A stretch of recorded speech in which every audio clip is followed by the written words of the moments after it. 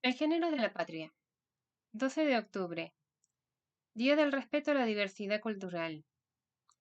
La diversidad cultural de la patria. Cada 12 de octubre, la conmemoración de la diversidad cultural e identitaria de los orígenes de la patria ha ido cambiando a lo largo de la historia. La participación de mujeres en la organización, defensa y lucha de los pueblos indígenas frente a los conquistadores encuentran en Bartolina Sisa una de sus referentes más destacadas, proyectando hasta el presente un horizonte de identificación para el reconocimiento y la defensa de los derechos de la vasta pluralidad de tradiciones culturales que conforman el país. ¿Qué se conmemora el 12 de octubre? El 12 de octubre es la fecha en la que durante muchos años se celebró el arribo de los conquistadores europeos al continente americano. Esta mirada de la historia y en particular de la efeméride se ha ido transformando y permite asignar otros sentidos para el recuerdo de lo ocurrido. Se trata de comprender que no es un día de celebración, sino de conmemoración y recuerdo en el que es necesario promover la reflexión histórica y el diálogo intercultural acerca de los derechos de los pueblos indígenas. En esa fecha, pero de 1492, Cristóbal Colón, marino genovés al frente de una expedición enviada por la corona española, desembarcó en las Antillas, iniciando así un largo proceso de dominación y colonización en el actual territorio americano. Para recordar este hecho en nuestro país, en 1917 se estableció el 12 de octubre como el Día de la Raza, porque ese era el nombre que recibía en España la celebración para el descubrimiento del Nuevo Mundo y el contacto con sociedades, culturas y religiones hasta ese momento desconocidas para ellos. Desde la segunda mitad del siglo XX, el concepto de raza empezó a ser cuestionado internacionalmente, porque no es pertinente para referirse a todas las personas como seres humanos, sujetos de derechos. En 1964, en Moscú, la UNESCO aprobó por unanimidad un documento de 13 puntos sobre los aspectos biológicos de la cuestión racial como forma de combatir los argumentos racistas. Entre esos lineamientos se acuerda que, como regla general, los grandes grupos étnicos se extienden por vastos territorios que engloban pueblos diversos por su lengua, su economía, cultura, etc., y que ningún grupo nacional, religioso, geográfico, lingüístico o cultural constituye ipso facto una raza. El concepto de raza entraña únicamente factores biológicos. Todos los humanos pertenecemos a la misma especie, por lo que resulta ofensivo y discriminatorio utilizar el concepto de raza. Durante muchos años se discutió este controvertido uso de la noción de razas y la forma de evocar esta fecha en la Argentina.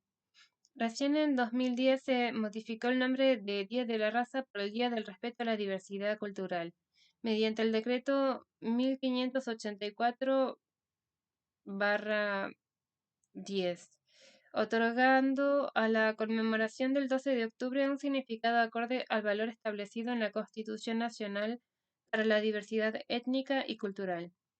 Desde entonces se trata de un día para reflexionar acerca de la diversidad cultural, especialmente de los pueblos indígenas que habitan nuestro territorio y de sus luchas por preservar sus culturas y lenguas. Desde otra perspectiva, es posible pensar la conmemoración del Día del Respeto a la Diversidad Cultural como parte de un trabajo colectivo para reunir la memoria con la justicia. Se trata de desandar la historia por la cual el protagonismo de los pueblos indígenas y sus múltiples creaciones culturales resultaron sistemáticamente invisibilizadas a lo largo de siglos. En el marco de una política que tuvo entre sus objetivos fundamentales la subalternización e incluso el aniquilamiento de estos pueblos. Planteada en estos términos, el Día del Respeto a la Diversidad Cultural es una invitación para dejar de pensar nuestra historia con las lentes del conquistador y comprenderla desde las perspectivas de los pueblos americanos. La llegada de los europeos a América a fines del siglo V, XV, produjo estragos en la historia de los pueblos nativos. Su brutal disminución demográfica en este periodo es uno de los índices contundentes de un sistema de dominación que provocó muertes masivas. primero como consecuencia de las disputas por la ocupación del territorio, luego a través de la implantación de regímenes de explotación de la población, como la encomienda o de la resignificación de sistemas preexistentes como la mita y el yanaconazgo.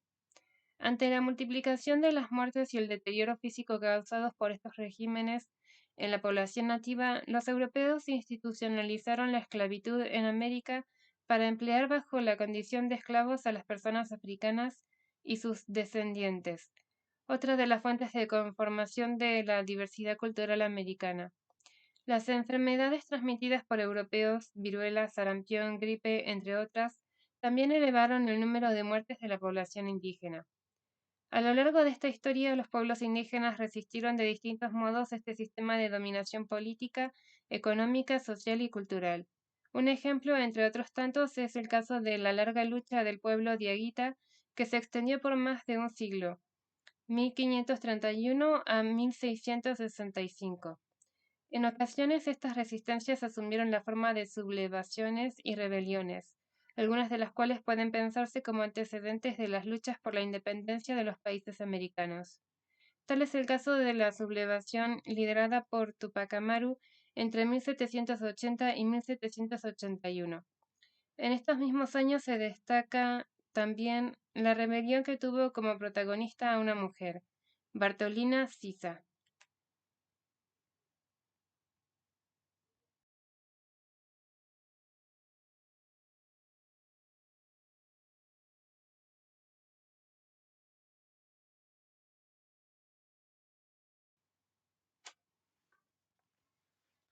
¿Quién fue Bartolina Sisa? Bartolina Sisa, de origen aymara, nació el 25 de agosto de 1750 en el departamento de La Paz.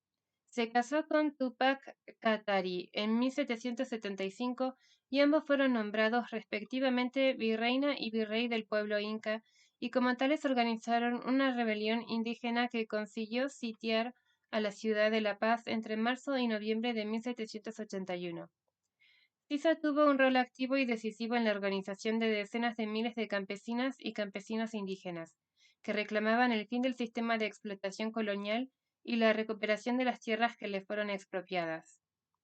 La historia de Bartolina Sisa es también reveladora si se la considera desde una perspectiva de género, tanto por el hecho de que su biografía es índice de que en el interior mismo de las culturas indígenas era posible el surgimiento de un liderazgo femenino en el contexto de las luchas contra el poder español, cuanto si tenemos en cuenta la particular saña desplegada contra ella por el poder represivo colonial. Así luego de más de Así, luego de más 100 días al frente de las luchas indígenas, Sisa fue capturada y torturada por el brigadier Sebastián Segurola. En noviembre de 1781, su marido Tupac Katari también fue capturado e inmediatamente descuartizado, mientras Sisa fue obligada a presenciar ese crimen llevado a cabo en una plaza pública. Como si fuera parte de la pena prolongar el suplicio, Sisa también fue víctima de una humillación y ejecución en la plaza pública varios meses después, el 5 de septiembre de 1782. Hoy en día, Bartolina Sisa es una referencia para las mujeres latinoamericanas y en su memoria se conmemora el día de su muerte como el Día Internacional de la Mujer Indígena. Historias como la de Bartolina Sisa habilitan una mirada crítica no solo del período colonial, sino también de la historia de nuestras repúblicas. El escritor cubano José Martí planteó, por ejemplo, una de las más rotundas críticas a la deriva histórica de las nuevas naciones americanas en textos clásicos como Nuestra América. Si bien es cierto que los revolucionarios convocaron a los distintos pueblos indígenas a incorporarse en las luchas por la emancipación americana, una vez asegurado el triunfo sobre el dominio europeo en el continente, los grupos dirigentes locales no reconocieron como iguales a los pueblos indígenas, quienes nuevamente fueron subalternizados, junto con otros sujetos como afrodescendientes y mestizos. Más aún, también resultaron objeto de políticas represivas tendientes en muchos casos a aniquilarlos. El indio no compone mundo. Se lee, por ejemplo, en Bases y puntos de partida para la organización política de la República Argentina de Juan Bautista Alberdi. Ese campo ideológico y político es reconocible en discursos que pretendieron justificar las matanzas organizadas en el contexto de consolidación y expansión territorial del Estado argentino, como en la denominada Conquista del Desierto en el siglo XIX, más precisamente entre 1878 y 1885, o en la masacre de Napalpí en el siglo XX, 1924. Estas masacres organizadas se prolongaron política y culturalmente a través del silenciamiento o naturalización de esos crímenes, que en algunos casos apelaban a la narrativa del progreso para legitimarlos. Estas racionalizaciones desarrollaron un proceso de estigmatización cultural con efectos políticos, una serie de representaciones alrededor de la figura desvalorizada del indio en tanto sujeto ocioso, improductivo e incluso hostil hacia la civilización. Complementariamente, estas concepciones se combinaron con el reconocimiento de las tradiciones europeas como las únicas fuentes de referencia legítimas para pensar las identidades americanas. Como puede apreciarse, la conmemoración del Día del Respeto a la Diversidad Cultural permite no solo una reflexión crítica en torno a esta construcción de sentidos, sino también recuperar las múltiples y diversas fuentes que forman parte de las tradiciones culturales de la historia americana. Es entonces a contrapelo de esta historia y de manera acorde con un Estado de Derecho fundado en el reconocimiento entre iguales y en el respeto de la diversidad cultural, que esta efeméride se inscribe dentro de un horizonte reparatorio que reúne la memoria y la justicia. De este modo, acompaña un proceso social y político más amplio de decisiones tendientes a reconocer a los pueblos indígenas como sujetos de derechos, con el antecedente más destacado de la Constitución Nacional sancionada en 1994, donde se lee en el inciso 17 del artículo 75 que es un compromiso del pueblo argentino reconocer la preexistencia étnica y cultural de los pueblos indígenas argentinos, y por ende garantizar el respeto a su identidad y el derecho a una educación bilingüe e intercultural, reconocer la personería jurídica de sus comunidades y la posesión y propiedad comunitarias de las tierras que tradicionalmente ocupan, y regular la entrega de otras aptas y suficientes para el desarrollo humano. Ninguna de ellas será enajenable, transmisible ni susceptible de gravámenes o embargos. Asegurar su participación en la gestión referida a sus recursos naturales y a los demás intereses que los afecten. En línea con este mandato constitucional pueden citarse también la promoción de la educación intercultural bilingüe o las recientes medidas tomadas en sede judicial tendientes a reconocer como delitos de lesa humanidad los que tuvieron lugar en masacres como la de Napalpí. Al habilitar una mirada crítica en torno a nuestro pasado, la historia de Bartolina Sisa permite repensar los puntos de intersección entre diversas formas de sujeción política, también recuperar las ricas y múltiples tradiciones culturales americanas desde las cuales es posible nombrar a nuestro continente como Abya Yala, tierra en florecimiento, y reconocernos como pueblos nacidos de la Madre Tierra. Sugerencias de actividades. Nivel inicial. Entre las imágenes que componen el afiche de este material, en una se encuentra a Bartolina Sisa, que sostiene un bastón de mando y mantiene una mirada firme, decidida en el horizonte y el porvenir.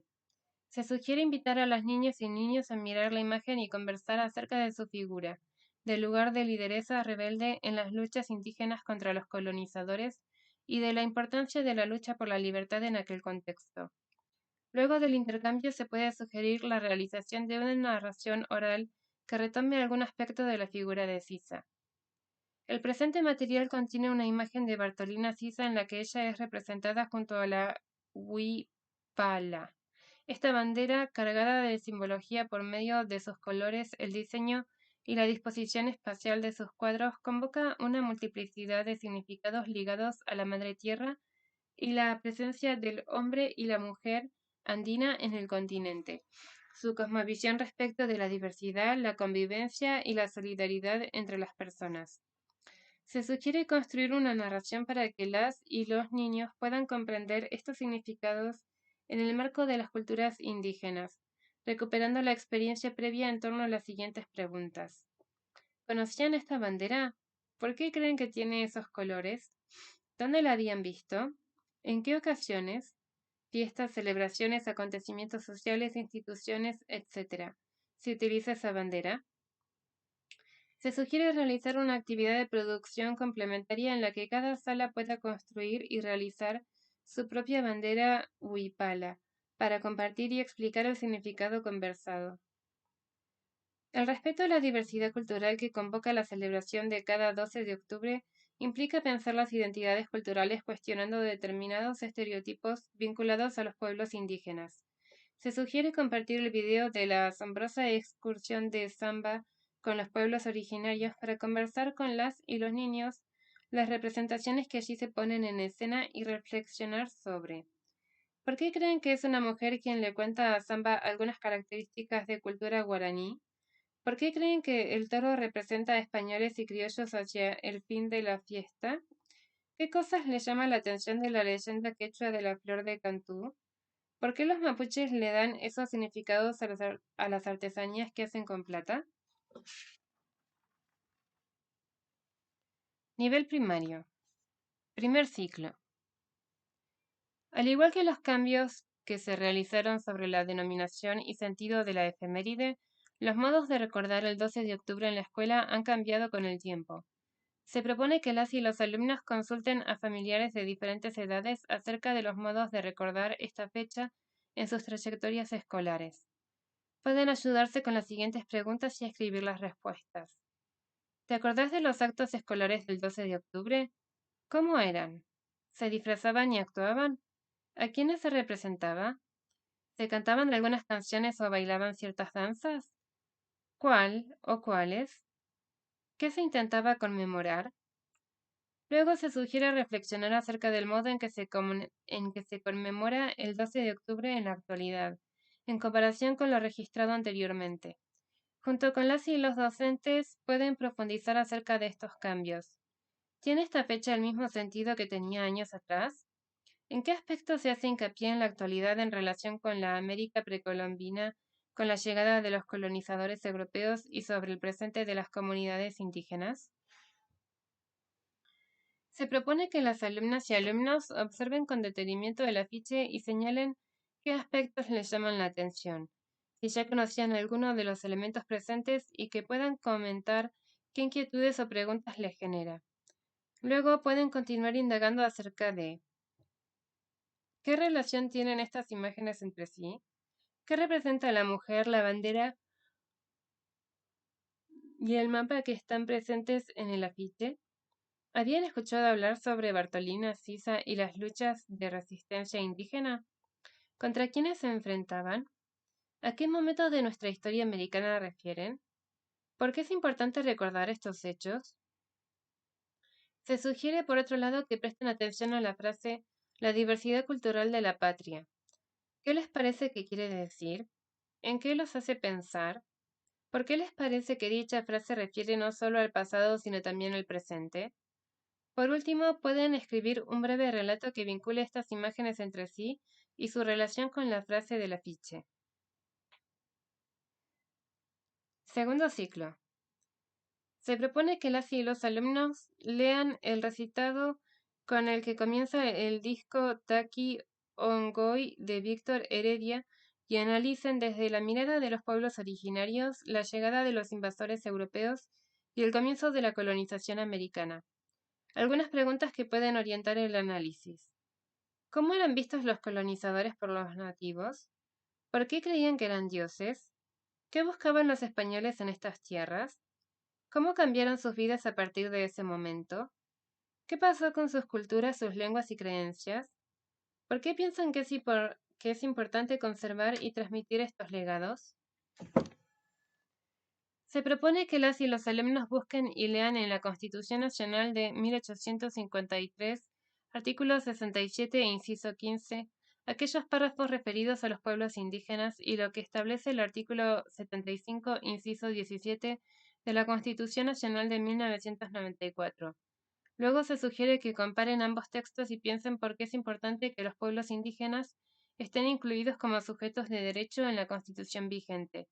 Pueden escribir en sus carpetas o cuadernos las ideas en que se basan ambos textos constitucionales y responder cómo creen que les afectan estos cambios a los pueblos indígenas de nuestro país. Se propone que las alumnas y alumnos indaguen acerca de la vida de Bartolina Sisa, su aporte a la resistencia anticolonial y reflexionen a partir de las siguientes preguntas. ¿Por qué es tan importante recuperar la historia de Bartolina Sisa? ¿Qué simboliza su figura para las mujeres indígenas y para Latinoamérica en general? ¿Qué otras mujeres conocen que han dedicado su vida a la preservación y difusión de las culturas originarias en la historia latinoamericana? ¿Cuáles fueron sus demandas históricas? ¿Contra quiénes se han enfrentado? ¿Cuáles son los reclamos actuales de estos pueblos? ¿Por qué la lucha contra el racismo y la discriminación y a favor del respeto a la diversidad cultural sigue vigente en la actualidad? ¿Cuáles son los reclamos de las mujeres indígenas en el presente? Luego se sugiere que busquen algún relato, imagen o historia de vida que permita aproximarse a las luchas de las mujeres indígenas latinoamericanas, tanto en el pasado como en el presente, para recuperar y reflexionar sobre sus demandas y la vigencia de sus reclamos.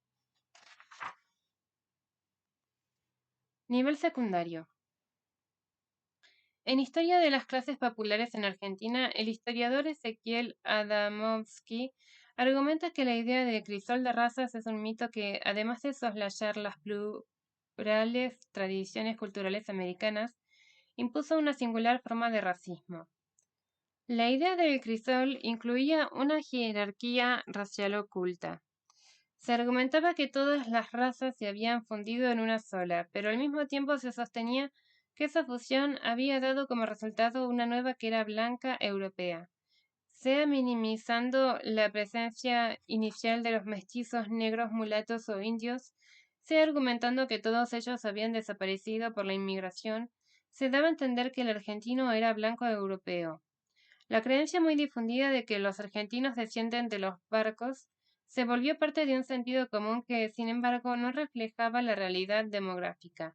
Estudios genéticos recientes revelaron que más del 50% de la población actual tiene sangre indígena corriendo por sus venas y que cerca del 10% cuenta con ancestros de origen africano. Adamovsky Historia de las clases populares en Argentina, Buenos Aires, Sudamericana, 2012, página 31. Se supone que las y los estudiantes debatan la idea central que defiende Adamovsky. ¿Están de acuerdo con este argumento? ¿Permite explicar algunos comportamientos sociales discriminatorios que ocurren en distintos espacios sociales? Se sugiere también que investiguen si el mito del crisol de razas es propio de la historia argentina o si se extiende también a otros países latinoamericanos. Para ello, organizados en grupos pueden elegir otro país latinoamericano para indagar cómo son pensados los pueblos indígenas en relación con la historia de esos países. Por otro lado, se propone explorar la hipótesis de Adamovsky en la literatura argentina. Para ello se puede acudir al denominado canon clásico y analizar algunas de sus obras emblemáticas, como El gaucho Martín Fierro de Miguel Hernández. ¿Cómo son representados en la obra de Hernández los pueblos indígenas? ¿Y los afrodescendientes? ¿Y cómo se piensa también en este texto a la inmigración europea? ¿Hay una continuidad en cada uno de estos puntos entre la ida y la vuelta de Martín Fierro? Una manera de seguir explorando esta línea de trabajo puede seguir dos caminos. En uno es posible comparar el Martín Fierro con otras obras del periodo para analizar cómo se aborda la diversidad cultural. Por ejemplo, con una excursión a los indios ranqueles de Lucio Mansilla. Otra línea de indagación consiste en cambio en elegir algunas de las reversiones de Martín Fierro para analizar si los prejuicios que hallamos en la obra de Hernández se mantienen intactos en estas reversiones o si en cambio son sometidos a crítica. De la literatura se puede pasar al canto popular. Se sugiere en este sentido que los y las estudiantes elijan una canción que dé cuenta de la diversidad cultural argentina. La exploración también puede extenderse y analizar el modo en que el género musical de la canción elegida ha abordado la diversidad cultural de nuestro país. La idea es armar un cancionero con todas las intervenciones. De manera complementaria, una alternativa a esta actividad es que las y los estudiantes escriban sus propias canciones. Lo importante en esta producción es que refieran a la conmemoración del Día del Respeto a la Diversidad Cultural. Sugerimos atender a la figura central del afiche, la de Bartolina Sisa. Proponemos que las y los estudiantes investiguen la historia de esta mujer indígena y por qué es una referencia histórica para las mujeres campesinas latinoamericanas. También que busquen información sobre la historia de otras mujeres indígenas en América Latina e indaguen acerca de la historia del movimiento campesino en Argentina. Por citar un ejemplo destacado, entre los años 60 y 70 se conformaron en nuestro país las ligas agrarias. La propuesta puede consistir entonces en investigar sobre la historia de este movimiento para analizar allí mismo el papel de las mujeres y reconstruir cuáles eran sus demandas históricas y fundamentalmente el modo en que el movimiento campesino reivindica la diversidad cultural latinoamericana. Finalmente, se propone leer un artículo publicado en 2020 por la revista Haroldo, la revista del Conti, en el que Mariela Tulián, curaca de la comunidad indígena Tulián, sostiene que es necesario reivindicar a la Madre Tierra como la primera mujer indígena. Se sugiere que las y los estudiantes investiguen cuáles son las concepciones sobre la tierra que aparecen en las distintas culturas indígenas y por qué los pueblos indígenas denominan al continente que habitamos Abya Yala. En segundo lugar, se propone organizar un debate en relación con el argumento de Mariela Tulián centrado en dos preguntas. ¿Qué relación puede trazarse entre el legado colonial y el patriarcado? ¿Qué vínculos sociales alternativos propone la autora en el desarrollo de su artículo? De modo complementario y como instancia de producción, las y los estudiantes pueden armar un video minuto donde resuman las discusiones principales del debate. Fin.